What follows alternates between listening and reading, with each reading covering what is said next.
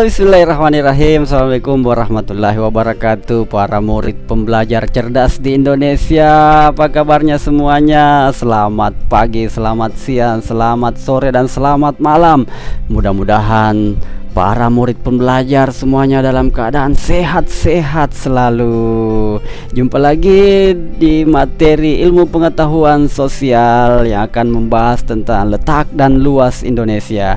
Ada yang berbeda kali ini. Ketika kita mempelajari letak dan luas Indonesia, kita akan mempelajarinya dengan menggunakan aplikasi Google Earth. Jadi silahkan para murid pembelajar semuanya bisa mengambil HP Android-nya dan menginstal aplikasi Google Earth. Setelah terinstall di HP Android-nya, silahkan ketik di pencarian Chrome-nya link berikut ini. Setelah diketik, tekan enter, lalu buka di aplikasi Google Earth. Seperti ini tampilannya para murid pembelajar semuanya. Setelah terbuka Google Earth-nya, maka tampilan berikutnya akan seperti ini. Wow, kita akan mempelajari letak dan luas Indonesia dengan menggunakan aplikasi Google Earth. Aplikasi Google Earth ini merupakan bahan ajar elektronik, dan di dalamnya juga ada contoh lembar kerja peserta didik elektronik yang para murid cerdas semuanya bisa mempelajarinya di mana saja dan kapan saja. Keren sekali aplikasi Google Earth ini untuk menunjang pembelajaran kita secara online kapan saja dan di mana saja para pembelajar. Baik, adapun tujuan pembelajaran kita kali ini melalui buku paket atau sumber belajar lainnya dan melalui media peta serta media aplikasi Google Earth dengan model pembelajaran Inquiry Discovery Learning, peserta didik dapat mengetahui posisi Indonesia secara astronomis dan geografis dan menganalisis implikasi letak Indonesia terhadap aspek ekonomi, aspek sosial, aspek budaya, dan geologi melalui proses bernalar kritis dan kreatif. Mari kreatif menggunakan bahan ajar elektronik yang praktis, simple, bisa dipakai di mana saja dan kapan saja dengan menggunakan Google Earth. Selanjutnya para pembelajar, ketika para pembelajar melihat peta Indonesia, apa yang terlintas dalam pikiran para murid pembelajar cerdas semuanya? Apa yang terlintas? Apakah murid pembelajar semuanya langsung bernyanyi dari Sabang sampai Merauke, atau langsung bernyanyi hiduplah Indonesia Raya? Masih ingat pelajaran sebelumnya? Kita pelajari pelajaran sebelumnya tentang ruang dan interaksi antar ruang. Indonesia adalah sebuah ruang. Sebuah ruang.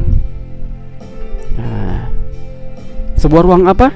Apa yang terlintas dalam pikiran para murid pembelajar cerdas semuanya? Mungkin ada yang berpikir sebuah ruang yang sangat strategis karena terdiri dari banyak pulau. Negara kita negara kepulauan, lautnya luas. Ada yang mungkin yang berpikir begitu.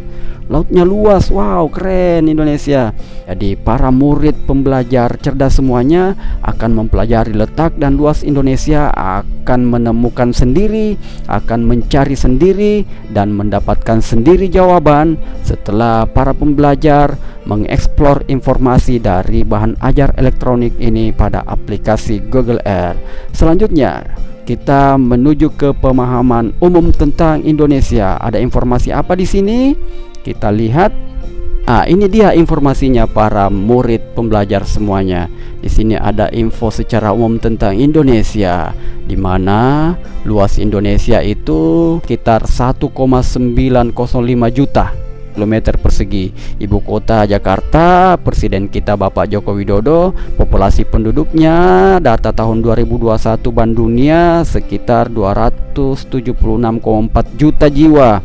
Provinsinya ada di sini para murid pembelajar cerdas semuanya, ada tambahan, jadi sekarang kita sudah 37 provinsi. Ini dia provinsi barunya.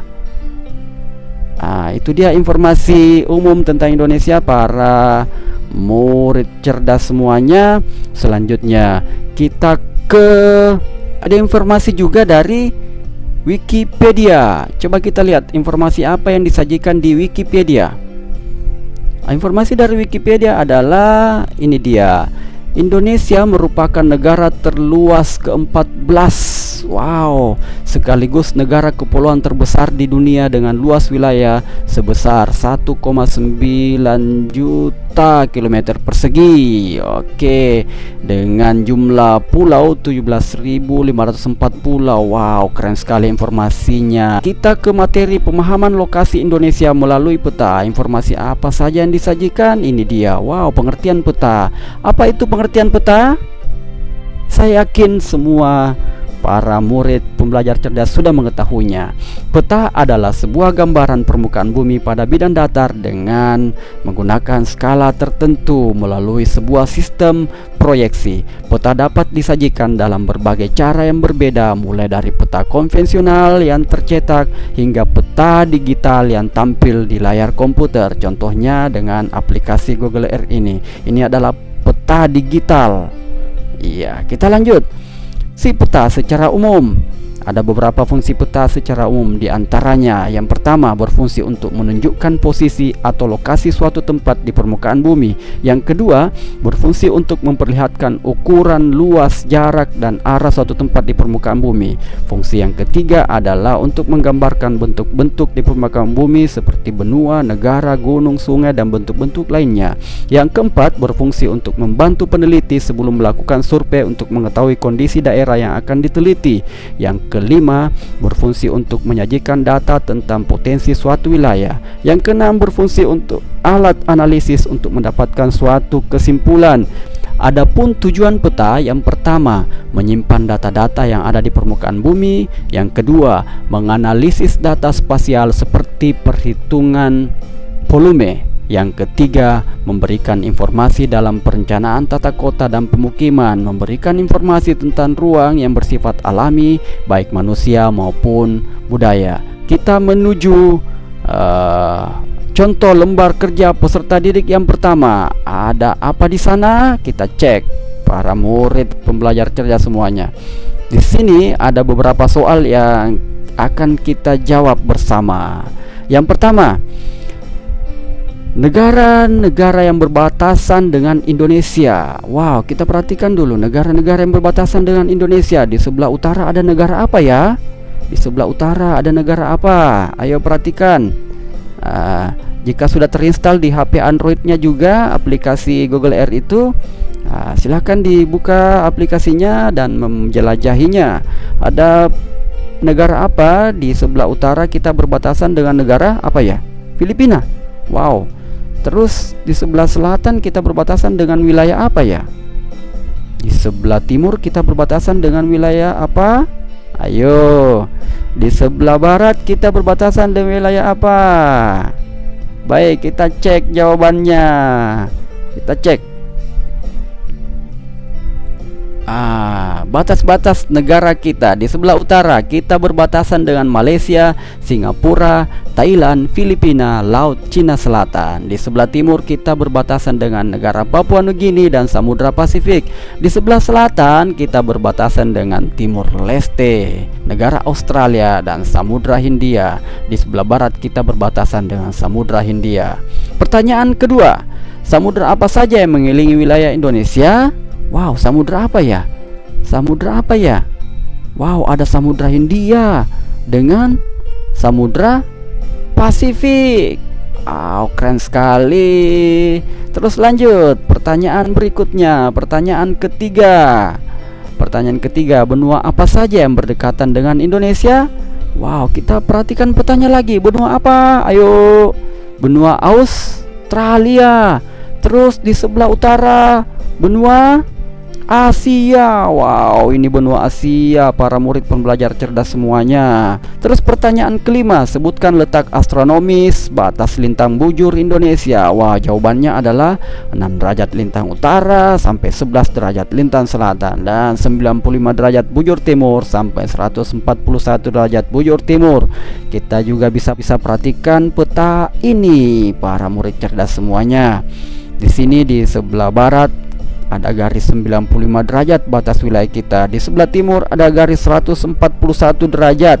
Ya, di bagian utara di garis lintang ada 6 derajat lintang utara, dan di bagian selatannya ada 11 derajat lintang utara. Itulah batas-batas wilayah kita secara astronomis, para murid pembelajar cerdas semuanya. Nah, kita menuju contoh lembar kerja peserta didik 2. Implikasi atau dampak posisi Indonesia terhadap aspek ekonomi, sosial, budaya, dan geologi bangsa Indonesia. Wow, kita akan menjawabnya.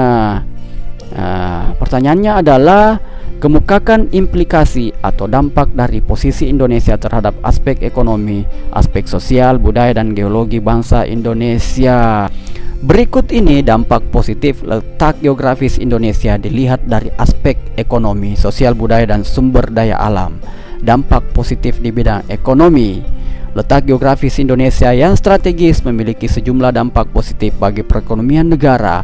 Wilayah Indonesia dilalui oleh persimpangan lalu lintas internasional, baik lalu lintas udara maupun lalu lintas laut. Kapal-kapal dagang dari Asia Timur seperti Jepang dan Tiongkok menuju ke Eropa berlayar melalui Indonesia terlebih dahulu. Selain itu, Indonesia juga dilalui jalur perdagangan negara-negara Asia yang menuju Australia dan Selandia Baru. Hasilnya, Indonesia memiliki potensi perekonomian yang baik. Dampak positifnya di bidang sosial budaya. Letak geografis Indonesia juga berdampak positif bagi bidang sosial budaya karena dilalui jalur lalu lintas dan perdagangan dunia. Bangsa Indonesia berinteraksi dengan masyarakat dari berbagai suku bangsa dan kebudayaan berbeda. Ini menambah keanekaragaman budaya yang ada di masyarakat Indonesia. Selain itu, letak geografis Indonesia banyak berperan dalam kemajuan bangsa Indonesia dalam hal ilmu pengetahuan. Pertemuan dengan masyarakat internasional memperkaya ilmu pengetahuan dan teknologi baru dibawa oleh pedagang dari negara lain. Asimilasi budaya turut membawa perkembangan dalam hal kebahasaan. Bahasa Indonesia kemudian mampu untuk berkomunikasi dan bahasa-bahasa internasional. Hal ini dapat menambah wawasan dan pengetahuan bangsa. Adapun dampak positif pada sumber daya alam. Letak geografis Indonesia berada pada garis khatulistiwa yang dilalui oleh 2 angin muson, yakni muson timur dan muson barat. Hal ini membuat Indonesia beriklim tropis dan memiliki curah hujan yang tinggi. Iklim tropis membuat Indonesia kaya akan flora dan fauna. Adapun dampak negatifnya dilihat dari secara geologi, dari aspek geologinya. Indonesia adalah daerah yang rawan bencana alam, merupakan negara yang sering mengalami gempa bumi, tsunami, dan erupsi gunung berapi. Mengapa demikian? Karena negara kita merupakan negara yang dilintasi cincin api Pasifik atau biasa disebut dengan Ring of Fire. Selain itu, Indonesia juga berada pada pertemuan lempeng Indo-Australia dan lempeng Eurasia, sehingga rentan terjadi gempa bumi dan tsunami. Terus dampak negatif yang kedua, rawan terjadi perdagangan ilegal. Wilayah Indonesia yang strategis dilintasi jalur perdagangan utamanya dunia, membuat berbagai macam transaksi dapat terjadi termasuk perdagangan ilegal. Terus yang ketiga, dampak negatif ketiga, wilayah perbatasan rentan disusupi imigran gelap. Letak geografis Indonesia yang berbatasan langsung dengan 3 negara membuat Indonesia kerap disusupi imigran gelap. Selanjutnya, dampak negatif yang keempat, mudahnya terjadi perubahan budaya. Interaksi yang terjadi antar budaya asing dengan budaya Indonesia tidak selamanya memberikan dampak positif. Dengan mudahnya terjadi interaksi, hal itu dikhawatirkan dapat menggerus budaya-budaya asli Indonesia. Adapun kesimpulan dari saya setelah mempelajari materi letak dan luas Indonesia, kita sebagai bangsa Indonesia harus menyadari potensi-potensi sumber daya alam baik di darat maupun di lautan. Dari mengetahui potensi-potensi tersebut, kita mengetahui kekuatan kita, kita mengetahui apa yang akan kita lakukan untuk menjaga, melestarikan, dan memanfaatkan semua potensi-potensi sumber daya alam tersebut untuk kemakmuran bangsa Indonesia. Sekian materi kita kali ini, semoga bermanfaat. Assalamualaikum warahmatullahi wabarakatuh.